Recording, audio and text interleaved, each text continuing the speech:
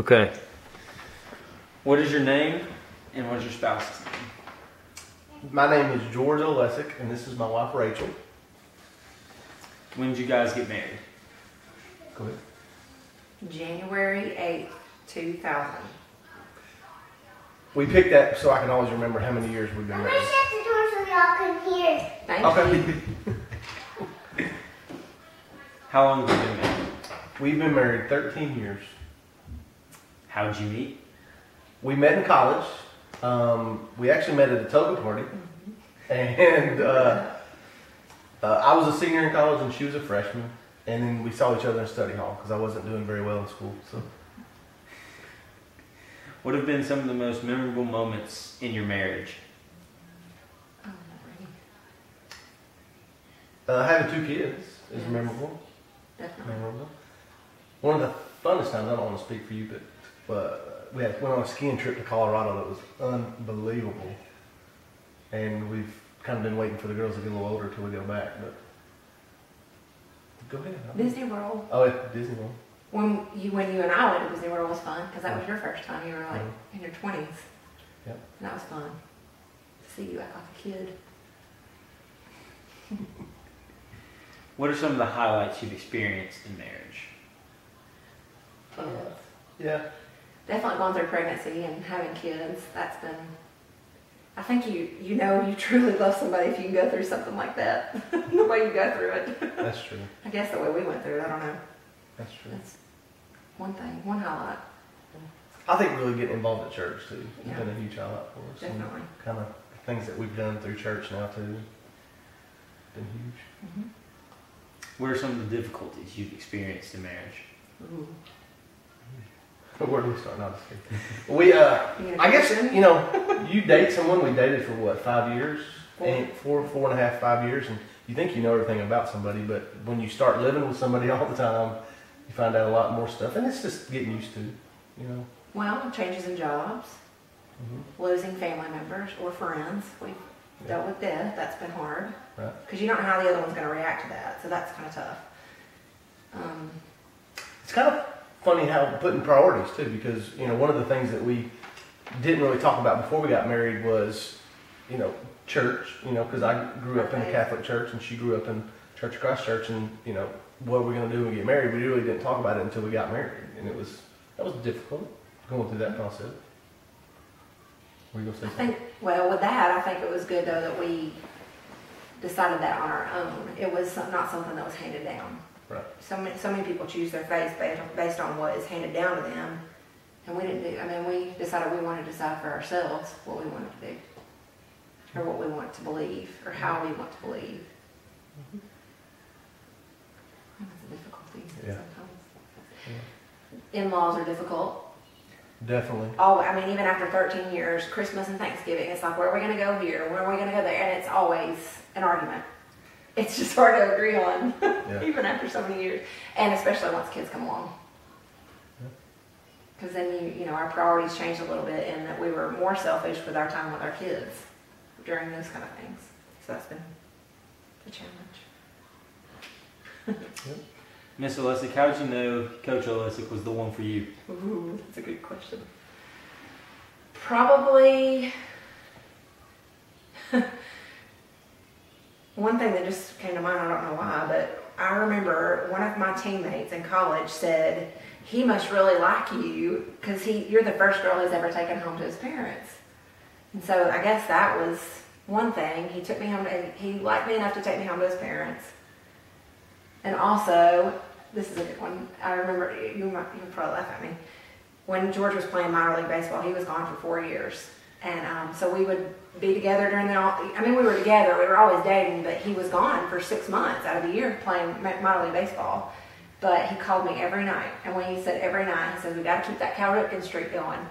And I don't know if people know Cal Ripken, but he had the longest or longest playing record as a baseball player than anybody. So every night, George, we would talk on the phone, and George would say, we got to keep our Cal Ripken streak going.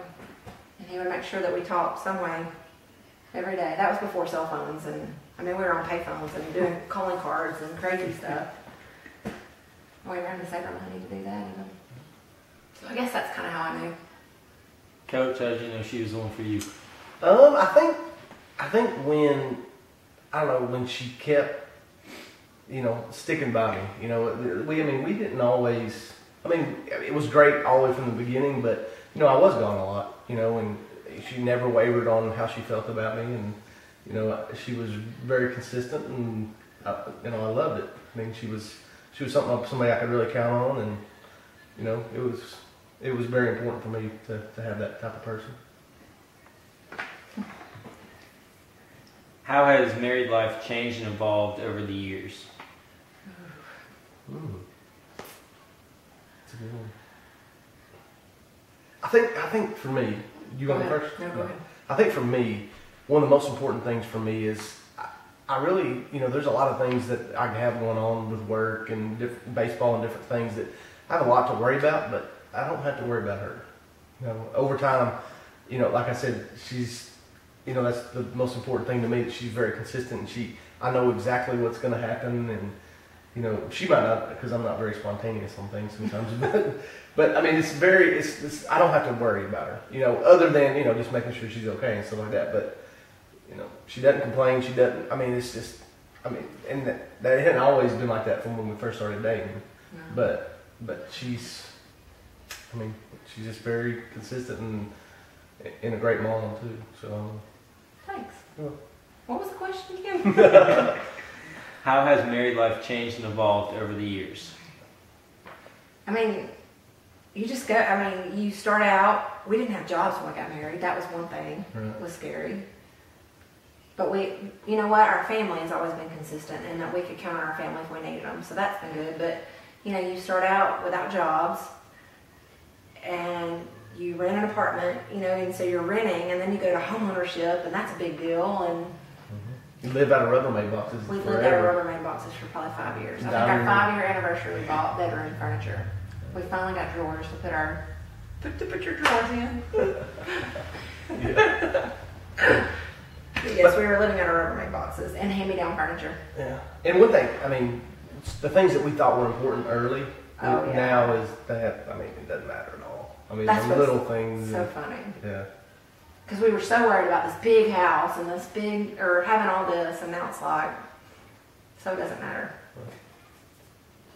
It's nice to have, I'm not saying that, but Right. Yeah, but the stuff. our priorities have changed a little bit. Yeah. It's just stuff. Yes. What role has faith played in your marriage? That's what our marriage was surrounded by, and I think that was the pledge or the promise that we made each other. We made it to God first, and then to each other, that we were going to be faithful, and that we were going to consider each other's feelings through every decision we make.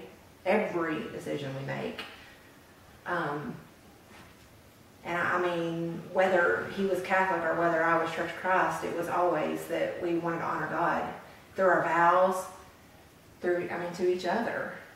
I definitely think that's, I don't know. Yeah. And I think we've relied on our faith a lot more since kids have come along too. Definitely. And they make you get on your knees a lot more than you had before. But it's been huge for us. It really has. Just kind of getting into that church family and learning with other people. It's been huge for us moving forward too. Well, and I think marriage just isn't taken lightly anymore. Or it's not. It's taken too lightly now. It's more about a wedding rather than it is about a marriage, and about living a life with somebody, and how much of a commitment and a sacrifice that is. And through our faith, we feel like, Jesus made that sacrifice for us so that we could have this promise someday of what He's promised us. And I feel like I make that same sacrifice through, to George in our marriage. It's that big of a sacrifice, and it's not the feeling of hurting or like I'm sacrificing anything. It's just that that's my faith, and that's what I believe in, and that's why my marriage is so important with that. And I think that's another thing as we've grown in our faith too. The trust in each other is unbelievable now, because I don't feel like I know that not together is not an option. Right. So that's a huge burden off of both of us too, because we know that's not an option. Well, and in our faith, it's not an option. Right. that's not an option either now. Right. What would be your advice to high school students in regards to finding the one and staying married? Finding the one, it's That's tough. yeah. Get on your knees now. Yeah. Pray now. I mean, I think that you can ask God now to deliver that person, to let that person be mindful of you right now. And I think there's so many things that I didn't know, girl, in high school or even going to college after George and I met, of decisions I made then, or in high school. I didn't make choices based on my future spouse. And I think if I had thought about that, I might have chosen some things differently. I mean, I think I might have still gone on the same path, but there's just certain choices that I would have made differently. But definitely pray about it now. We are already praying for our children's spouse already. We don't even know who it is, don't know what's going to happen, but that's something we pray for daily. But finding the one, I mean, you need to find somebody that doesn't think about themselves, that's very thoughtful of you, very thoughtful of their family, of others. How they treat others is huge. I mean, that's one thing I loved about George. Even with minor league baseball, that was very difficult because there are groupie girls everywhere, and I used to be so jealous and think, oh my goodness, these girls are going to do whatever, they would do anything to get these guys.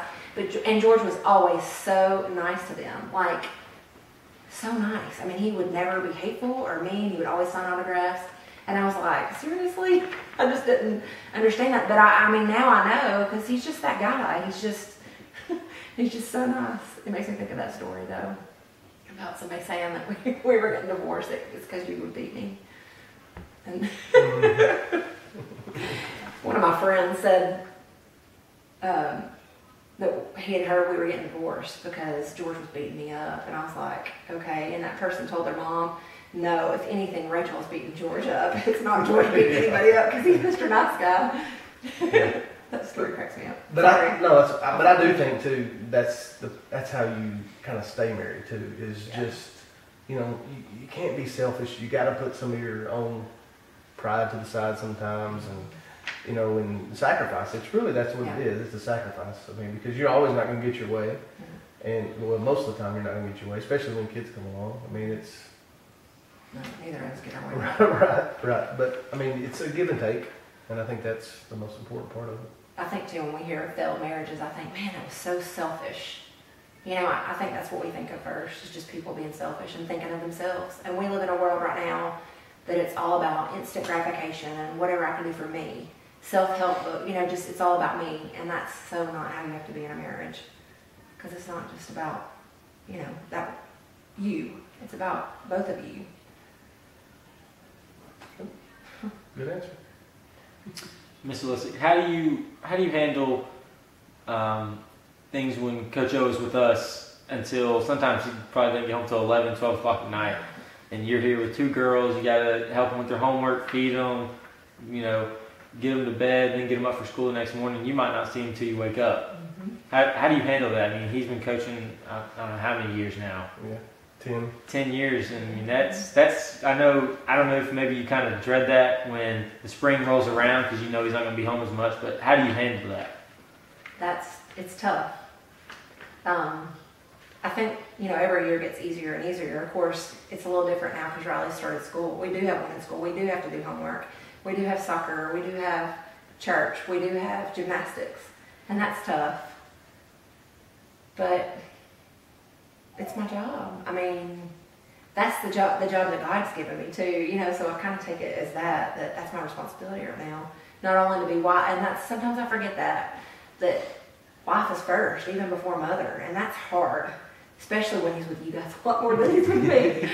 And when I'm about to pull my hair out, I am balding now, I don't know if you can tell that, and my hair's getting gray from my children driving me crazy. No. They're the best blessing, but it's a handful. But also, George is very good when he does get home, even if they're still up at 11 o'clock and they still need baths, he goes and does it. He does baths. He wipes their bottoms. He plays with them. He challenges them. He does homework with them. If we wake up in the morning and Riley hasn't read her homework, he does that. So, I mean, we make a good team. And that's what it takes, because I don't know how single parents could ever do it. It is tough. And I mean, sometimes in baseball season, you feel like a single parent. I mean, I've got great support from family and friends, but I don't know. I know when George gets home, he's still going to be on the clock. He's going to go out to kids and do kids, you know. And that's part of the challenge of whether baseball is so important anymore than family, you know, more important than family. And all the kids will understand that someday. All these baseball guys will understand it someday. I also respect that he loves the game. He loves it. And I love it. I wish I could see more Eels games just because I love the game. It's just hard to watch games when you got kids running around like crazy, but I know that that's his love. And so I'm willing to make that sacrifice for him to be able to do what he loves. And it's kind of what brought us together anyway, I guess. Good point. Yeah. What is your favorite memory about your wedding day? Our wedding day. Wow. You Mine. forgot the rings. Yeah. Remember that? I did. But it all worked out. You did work It out. worked out. I think I just remember so many people that were there. I just remember the people that were there and the friends that we had around us and family, and it was amazing. It really was. You look back now and you think, man, why did we do that? Why did we put so much money in? Well, thankfully not my money, but why did we put so much money and stuff into it? But I mean, it was worth it. It really was, just for the people. And We've lost some people since then, Yeah. and that's hard. yeah, we've lost several people that were a part of it, and Yeah. it's great. And that's one of our dreams, is if on our 25th anniversary or something, we could just invite everybody that was at our wedding to come back and just have a party. Yeah. You know, I think that would be cool, just to see everybody, and even if it's the wedding party. We had a huge wedding party, but it was so much fun. You had to talk me into all that too. Oh, yes. I guess one of my fondest memories, my grandmother let me wear my great-grandmother's pearls, which my great-grandmother was not alive then. She's not alive now, but... and I have a picture of my grandmother putting those pearls on my neck, and that was special to me. That's one memory. I remember in our video me saying, everything's going to be okay. It's going to be okay. And just like kept saying it over and over and over again, and I don't know why. And I think you did that too. We'll be all right. We'll be all right. Because we didn't have jobs. We didn't have jobs. We had just graduated college 2 weeks before our wedding, and then got married, and then woke up that Monday and was like, what do we do now? We didn't have jobs. It's a little scary. It was. Let's get a quick view of that wedding picture real fast. Kind of explain what's going on right there. All right. We got married downtown at Central Church of Christ, which is on Vine Street, right beside UTC. Yes. And this is the door coming into the church. And everybody that was at the wedding is kind of out in the street, because we had a horse and buggy that we were riding to the reception in. And they were doing sparklers. They were going to light sparklers for us to walk. Light sparklers. And the photographer just wanted to get a picture of us in the doorway with all the people just kind of watching. And it turned out pretty good. This is one of our favorites. Because you can see people. Yeah, you see different A people. teammate I played with when I was 12, and her mom, and then they live in Nashville now, and she's like old enough to be married now.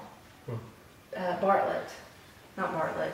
And there's your brother. She's I mean, you can just see random just people that I think we were see part of some. our life. Yeah, I think we see somebody different every time we look at it too, because there's so many different people back here. Is that Brad? No, that's not Brad. Yeah. We look so young. Children have aged us. For sure. Yep.